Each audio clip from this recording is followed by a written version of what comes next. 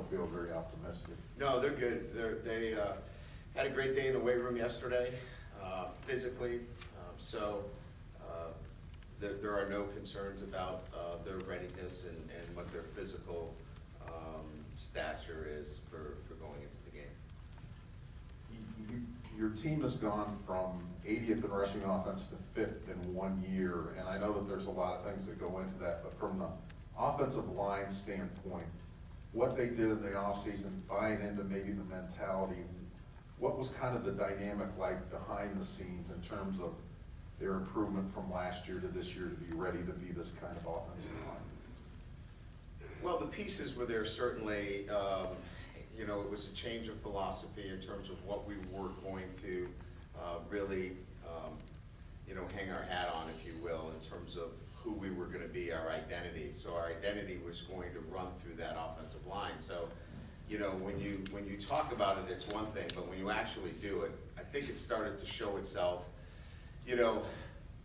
Certainly we didn't run the ball as effectively as we wanted to against Georgia, but I think when we broke through with over 500 yards rushing against Boston College, I think that was really where everything started to kind of, show itself that this is who we were going to be.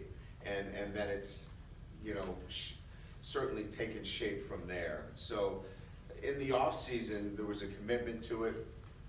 The hiring, the philosophy, the total makeover of our entire mental psyche in terms of being physical was all part of that. But I don't think it really takes hold until in the season when that's all backed up by actually doing it. And you can talk about all that stuff, but if you actually do it and stick to it, I think that's when it starts to really come together. When the Georgia game, after the Georgia game, there were a lot of people certainly on the outside kind of pointing at the offensive line and saying, why aren't they better? What was that week like between the end of Georgia and the 515 yards? What were those guys like in terms of their demeanor?